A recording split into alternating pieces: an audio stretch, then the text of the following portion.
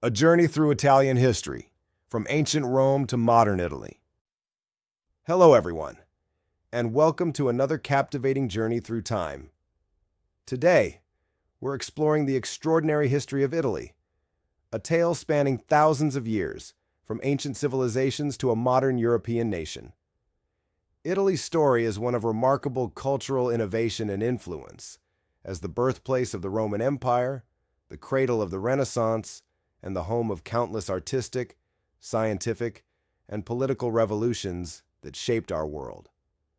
So let's embark on this fascinating journey through the ages of the Italian peninsula, a land that has been at the center of Western civilization for millennia. Prehistoric Italy and early civilizations. Our story begins long before Rome was even a small village. Archaeological evidence shows human presence in Italy dating back to the Paleolithic period, over 200,000 years ago.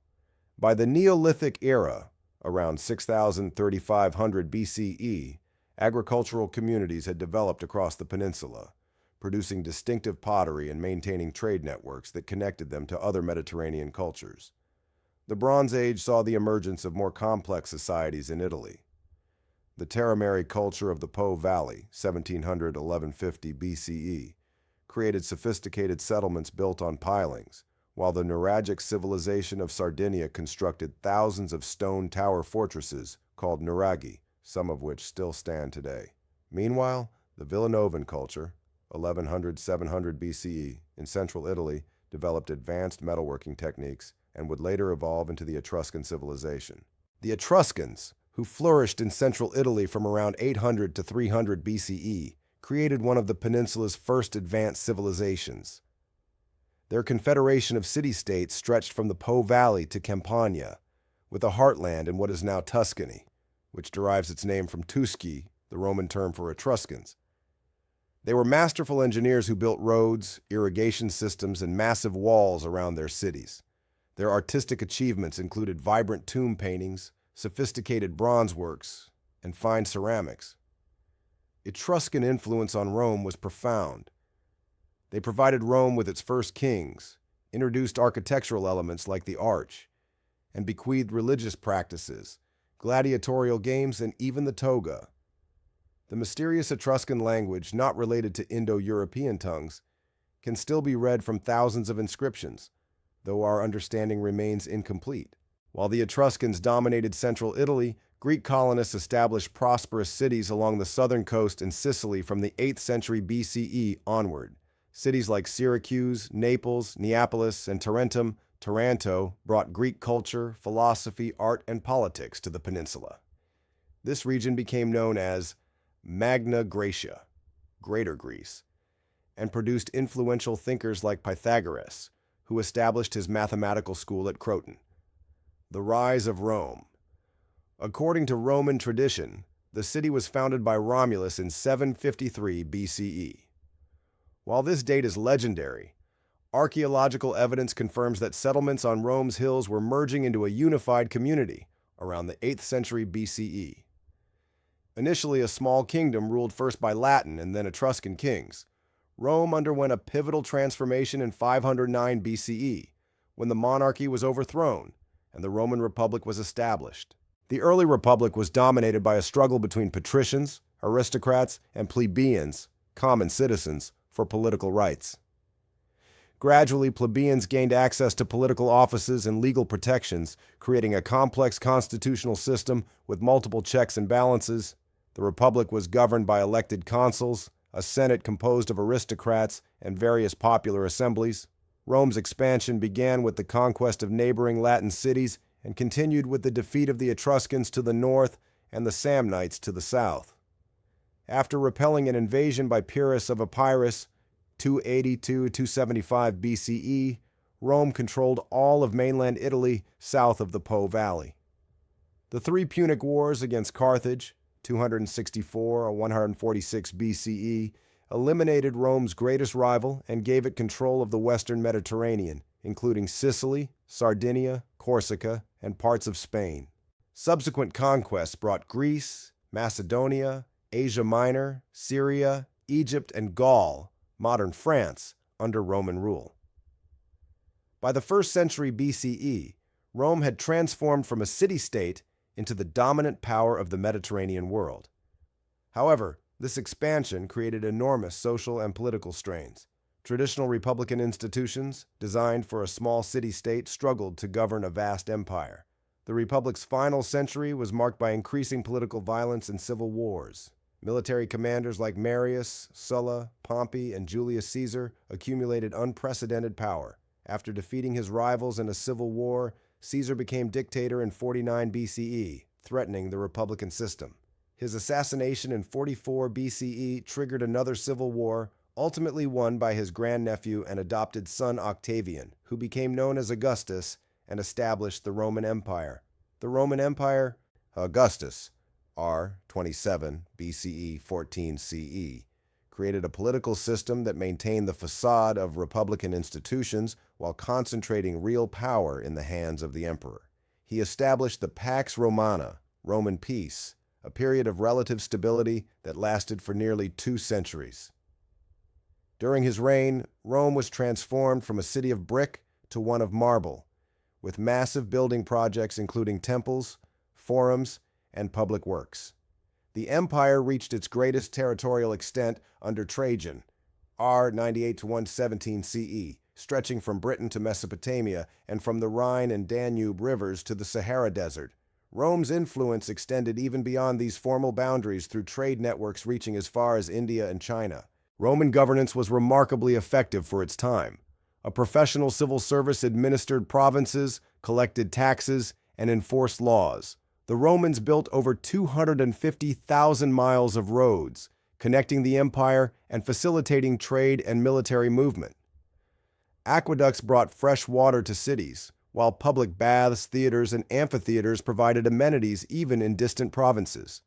The Latin language and Roman law created cultural and legal unity across diverse regions. The empire's wealth was based on agriculture, mining, manufacturing, and trade. Vast estates, latifundia, produced grain, olive oil, and wine, while craftsmen created everything from fine glassware to mass-produced pottery. Maritime trade linked ports throughout the Mediterranean, which Romans called Mare Nostrum, our sea. During the 2nd century CE, a series of good emperors, Nerva, Trajan, Hadrian, Antoninus Pius, and Marcus Aurelius, provided capable leadership. However, even during this golden age, systemic problems were developing. The economy depended increasingly on slavery. The frontier defenses stretched imperial resources, and the mechanism for imperial succession remained problematic. The 3rd century CE brought a severe crisis. Between 235 and 284 CE, 26 emperors claimed the throne, most dying violently. External pressures from Germanic tribes in the Persian Empire intensified, while internal problems included economic decline, currency debasement, and plague. Emperor Diocletian, R. 284-305, temporarily stabilized the empire by instituting sweeping reforms, including dividing the empire into eastern and western administrative divisions and establishing the Tetrarchy, rule of 4. Christianity, originally a small Jewish sect, gradually spread throughout the empire despite periodic persecutions. A pivotal change came when Emperor Constantine I, or 306-337, legalized Christianity with the Edict of Milan, 313, and later converted to the faith himself. By the end of the 4th century, under Emperor Theodosius I, Christianity had become the empire's official religion, while traditional Roman religions were suppressed. The fall of Rome and the early Middle Ages. The division between Eastern and Western Roman empires became permanent after Theodosius I's death in 395. While the Eastern Empire, increasingly known as the Byzantine Empire, would endure for another 1,000 years with its capital at Constantinople, the Western Empire with its capital at Ravenna faced mounting challenges. Multiple factors contributed to the Western Empire's decline: economic weakness, population decrease, military recruitment difficulties, corruption, civil wars, and increased pressure from Germanic peoples displaced by Hunnic migrations. Rome itself was sacked by the Visigoths in 410 and the Vandals in 455. The last Western Roman emperor, Romulus Augustulus, was deposed in 476 by the Germanic commander Odoacer, a date traditionally marking the fall of the Western Roman Empire. However, the transition from Roman to post-Roman Italy was gradual rather than abrupt. Odoacer and his successor, Theodoric the Great, king of the Ostrogoths, r. 493-526, maintained much of the Roman administrative system, while ruling as nominal subjects of the Byzantine emperor. Theodoric's reign brought a brief period of stability and even cultural flowering to Italy, with scholars like Boethius and Cassiodorus preserving elements of classical learning. This arrangement collapsed when Byzantine Emperor Justinian I attempted to reconquer Italy. The devastating Gothic War, 535-554, ravaged the peninsula. Though the Byzantines ultimately prevailed, their victory was short-lived. In 568, a new Germanic people, the Lombards, invaded northern Italy. Within a few decades, they controlled most of the peninsula, though the Byzantines maintained control of Ravenna, Rome, Naples, and parts of southern Italy. Italy was now politically fragmented. The Lombard kingdom controlled much of the north and established duchies in Spoleto and Benevento.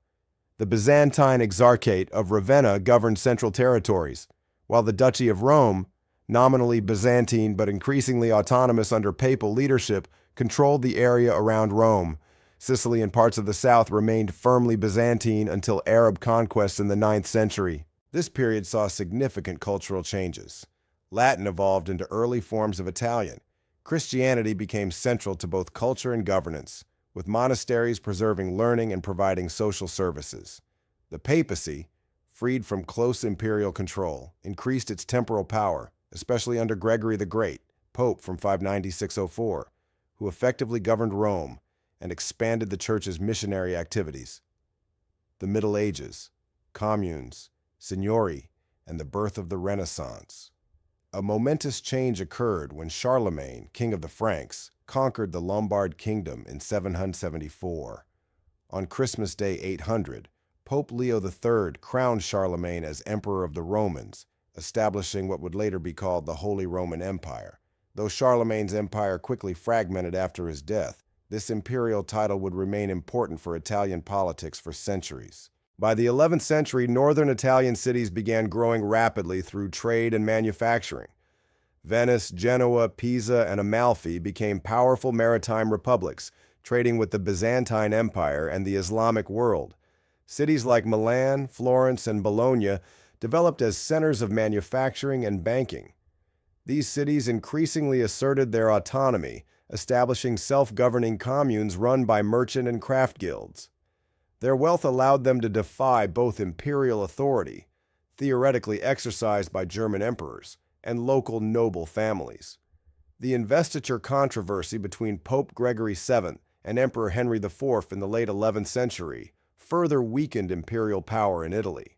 The 13th and 14th centuries saw these communes develop into various forms of republican government, with Florence, Venice, and Genoa creating sophisticated political systems with elected officials and complex checks and balances.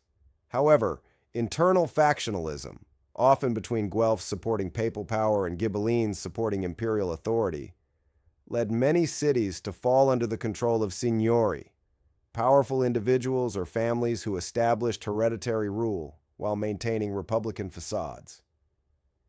The Visconti and later Sforza families ruled Milan, the Medici dominated Florence, and the Este family controlled Ferrara. Southern Italy followed a different path. After Norman adventurers conquered the region in the 11th century, it was unified as the Kingdom of Sicily, later divided into the Kingdom of Naples and the Kingdom of Sicily proper. This kingdom passed through various dynasties, including Hohenstaufen, Angevin, and Aragonese rule. The Papal States, controlling central Italy from Rome, became an important territorial power. Popes like Innocent III, r. 1198-1216, exercised significant influence over European politics. However, from 1309 to 1377, the papacy relocated to Avignon in southern France, the Babylonian captivity, and upon its return to Rome, the Western Schism, 1378-1417, saw multiple rival popes claiming authority. Despite political instability, Italian culture flourished. Dante Alighieri wrote his masterpiece, Divine Comedy, in the early 14th century, helping establish the Tuscan dialect as Italy's literary language. Universities in Bologna, Padua, and Naples became centers of legal and medical education. By the late 14th century, early Renaissance humanism emerged in Florence, with scholars like Petrarch and Boccaccio rediscovering classical texts and developing a new cultural outlook that would transform European civilization. The Renaissance and the Italian Wars. The Renaissance, Rinascimento, represents Italy's most recognized cultural contribution to world civilization. Beginning in Florence in the late 14th century and reaching its height in the 15th and early 16th centuries, this rebirth of classical learning and artistic innovation transformed European culture. Renaissance art, epitomized by masters like Leonardo da Vinci, Michelangelo, Raphael, and Botticelli, developed new techniques like linear perspective and anatomical accuracy while exploring humanistic themes. Architecture, led by figures like Brunelleschi and Alberti, revived classical forms while developing new approaches to urban spaces. Literature, philosophy, and science all underwent revolutionary developments, with figures like Niccolò Machiavelli, Pico della Mirandela, and Galileo Galilei challenging traditional thinking. This cultural flowering was supported by enlightened patrons like the Medici family in Florence, the Sforza in Milan, the Este in Ferrara, and Renaissance popes like Julius II in Rome, wealthy merchant families, and successful condottieri, mercenary captains, competed to sponsor the greatest artists and build the most impressive palaces and churches. Politically, Italy in the mid-15th century achieved a precarious balance of power among its major states: the Duchy of Milan, the Republic of Venice, the Republic of Florence, the Papal States, and the Kingdom of Naples. The Peace of Lodi, 1454, established a diplomatic framework that maintained relative stability for 40 years. This equilibrium collapsed in 1494 when Charles VIII of France invaded Italy, claiming the throne of Naples. His invasion began the Italian Wars, 1494-1559, a series of conflicts primarily between France and Spain for control of the peninsula. Italian states were forced into constantly shifting alliances with these foreign powers. The wars brought devastation to much of Italy. Rome was brutally sacked by imperial troops in 1527. By the Peace of Cateau-Cambrésis in 1559, Spain emerged as the dominant power, directly controlling Milan and Naples, and exercising strong influence over other Italian states. Only Venice maintained significant independence. The 16th century also saw the Protestant Reformation divide European Christianity. While Protestantism gained little foothold in Italy itself, the Catholic Church responded with the Counter-Reformation. The Council of Trent, 1545-1563, clarified Catholic doctrine and instituted reforms to address abuses. New religious orders like the Jesuits worked to strengthen Catholic identity and education.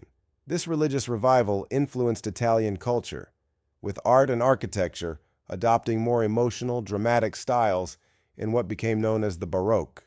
Spanish dominance and the 17th century.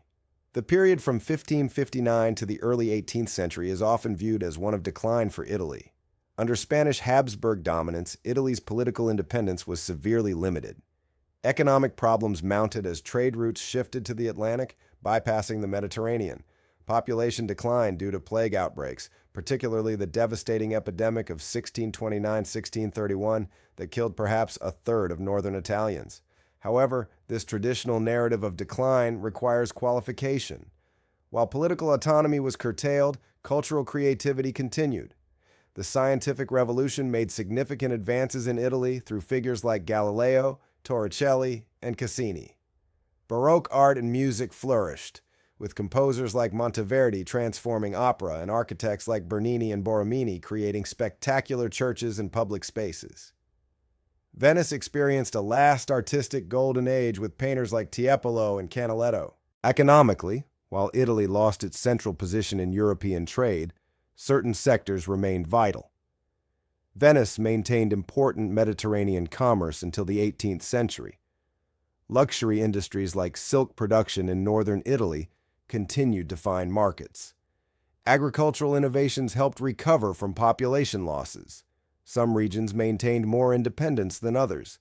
The Republic of Venice, though weakened by wars with the Ottoman Empire, preserved its sovereignty.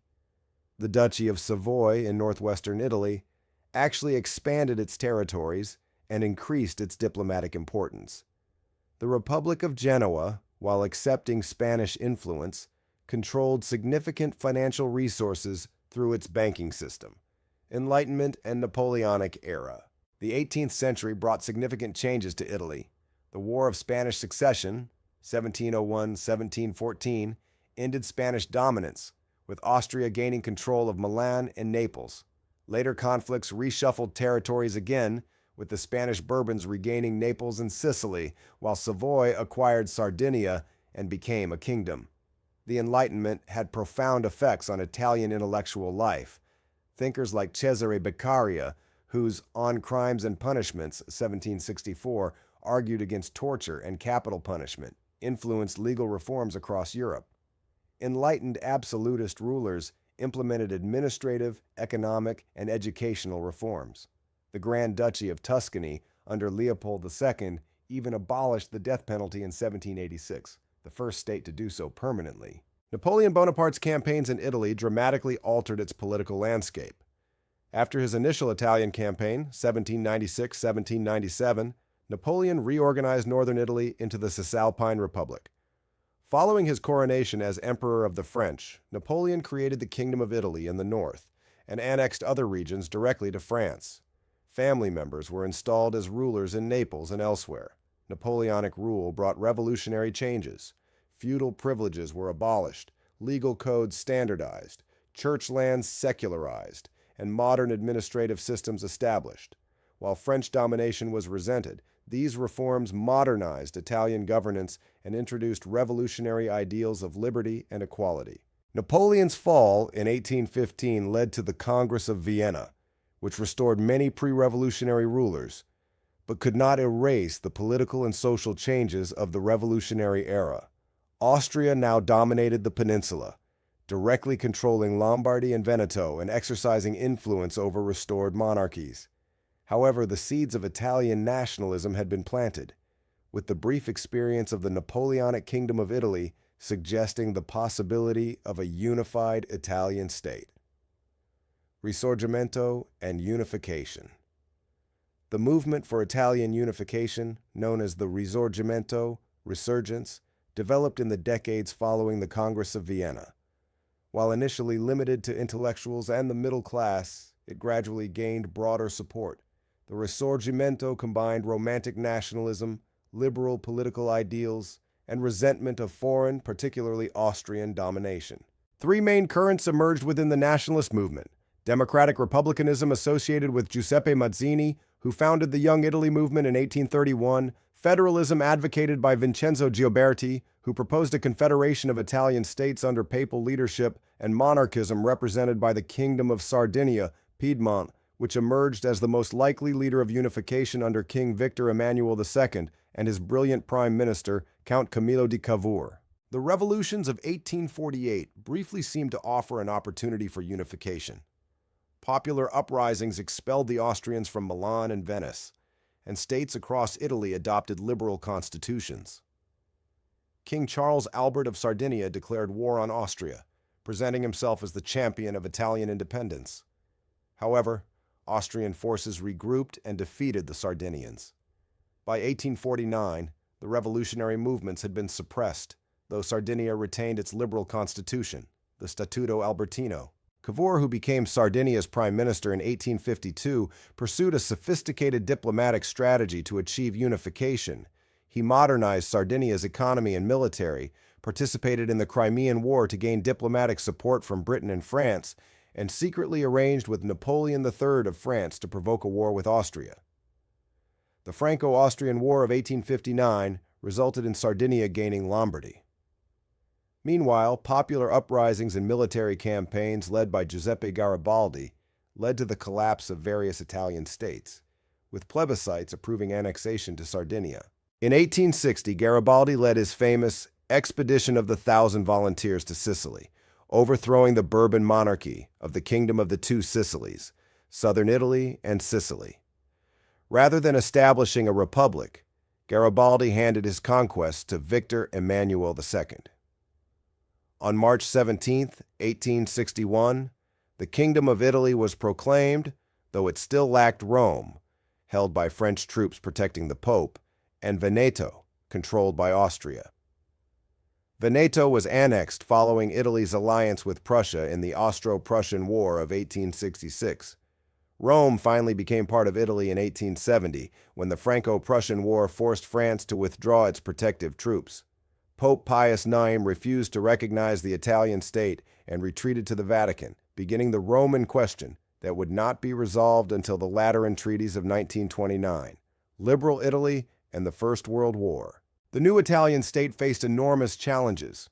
Regional differences in economy, dialect, culture, and historical experience were profound. Infrastructure was underdeveloped, especially in the South. Literacy rates were low, with only about 25% of Italians able to read and write at unification. The Southern question, the relative poverty and underdevelopment of the South, became a persistent issue. The political system established by the Statuto Albertino was a constitutional monarchy with limited suffrage based on property and education.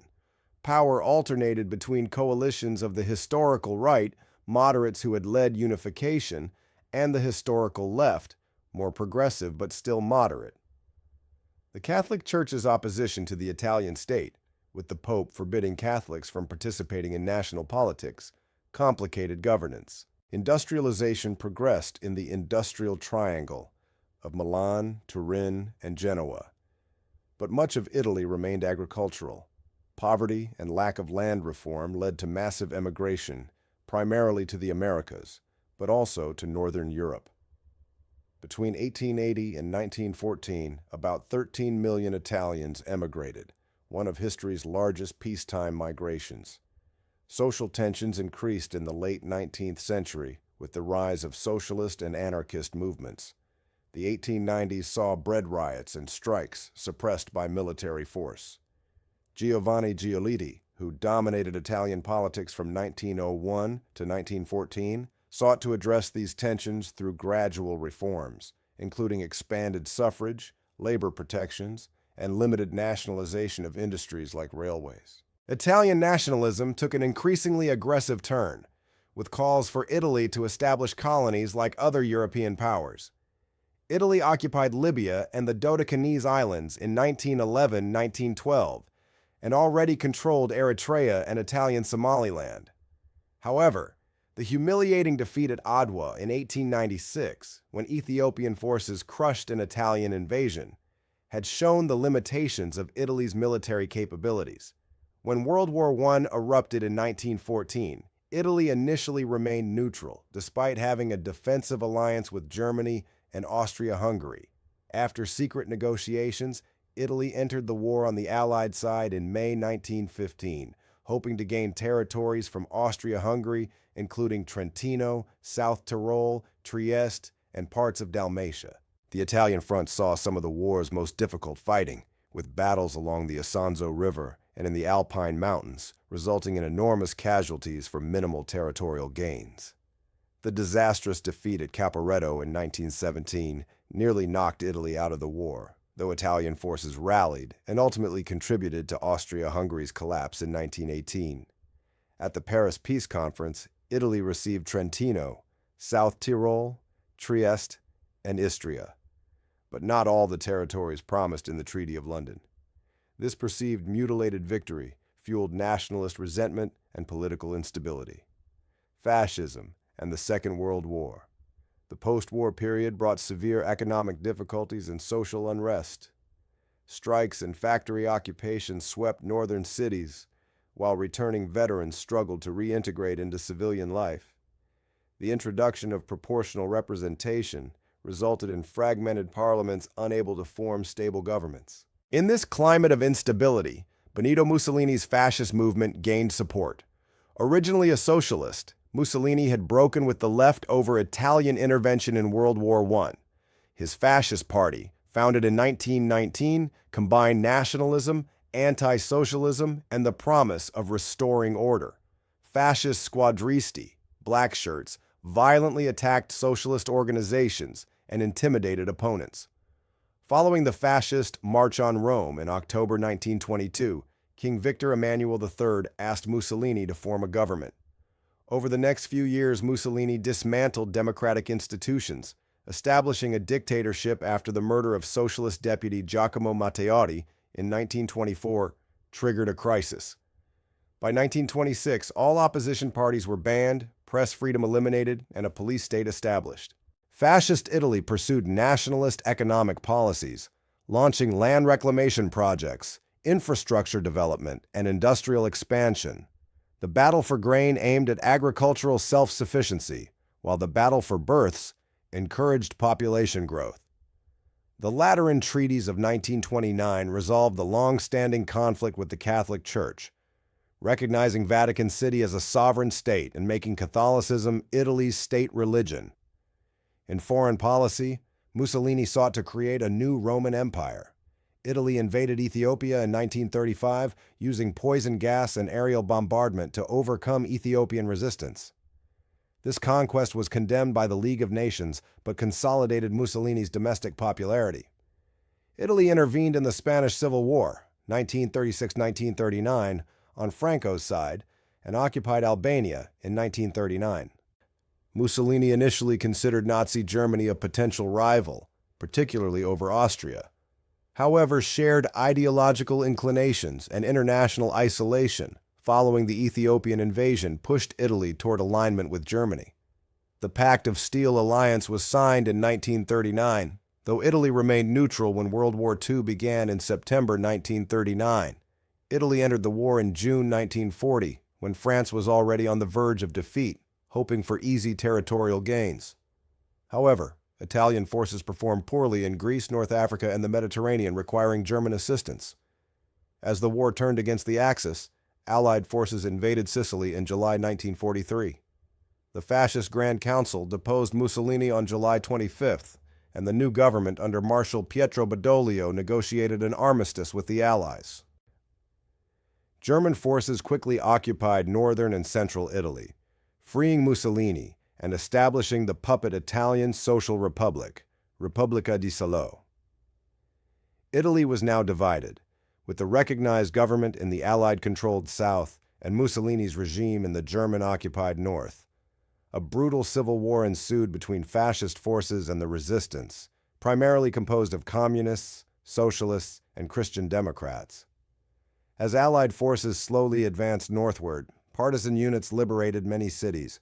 Mussolini was captured and executed by partisans in April 1945 while attempting to flee to Switzerland, the Italian Republic. After the war, Italians voted in a 1946 referendum to abolish the monarchy, tainted by its association with fascism, and establish a republic. A constituent assembly drafted a new constitution that came into effect on January 1, 1948, creating a parliamentary democracy with strong protections for civil liberties and a decentralized structure intended to prevent the return of dictatorship. The dominant political force in post-war Italy was the Christian Democratic Party, DC, which governed continuously from 1946 to 1981, either alone or in coalition with smaller center and center-left parties. The Italian Communist Party, PCI, was the largest communist party in Western Europe, but was effectively excluded from national government due to Cold War dynamics, though it governed many cities and regions. The post-war decade saw Italy's economic miracle.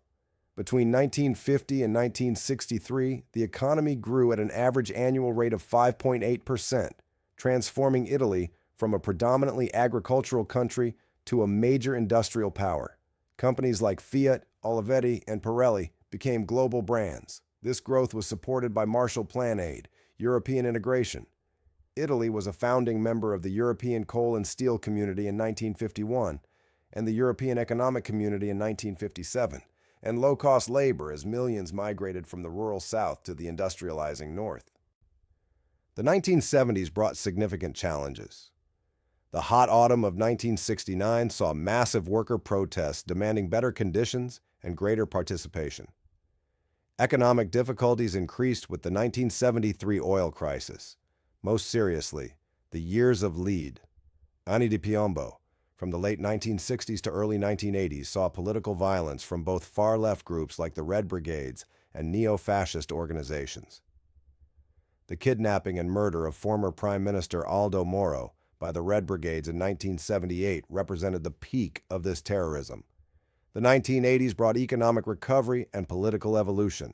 The socialist Bettino Craxi became Italy's first non-Christian democratic prime minister in decades, 1983-1987.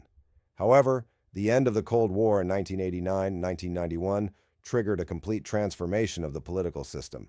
The Christian Democratic and Socialist parties collapsed amid corruption scandals revealed by the Clean Hands, Mani Pulit investigations of 1992-1994. This led to the Second Republic, an informal term for the new political alignment that emerged in the 1990s. Media tycoon Silvio Berlusconi created the Forza Italia party and won the 1994 elections, though his first government lasted less than a year.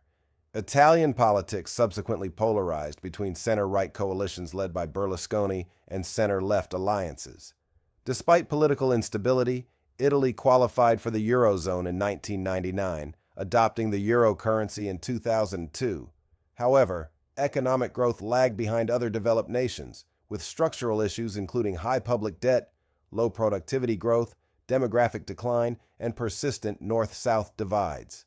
The global financial crisis of 2008 and the European debt crisis hit Italy particularly hard, leading to the technocratic government of Mario Monti, 2011-2013, implementing austerity measures. Recent years have seen the rise of populist movements, with the anti-establishment Five Star Movement and the Right-Wing League winning the largest vote shares in the 2018 elections.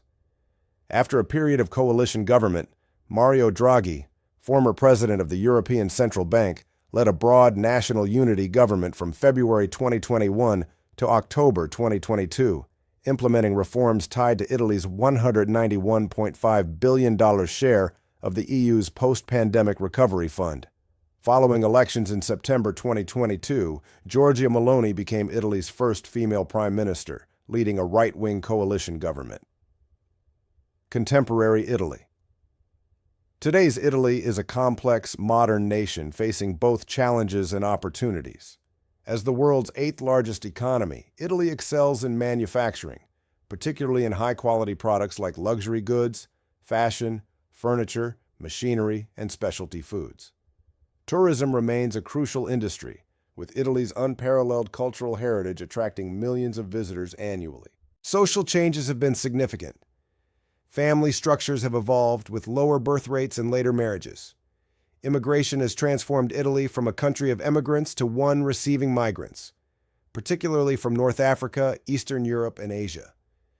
These demographic shifts have sometimes created tensions reflected in political debates over national identity and immigration policies. Italy's cultural influence remains global.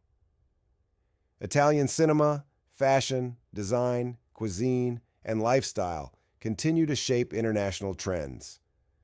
While contemporary Italy may not command the political or economic power it did during the Roman Empire or Renaissance, its cultural soft power extends worldwide.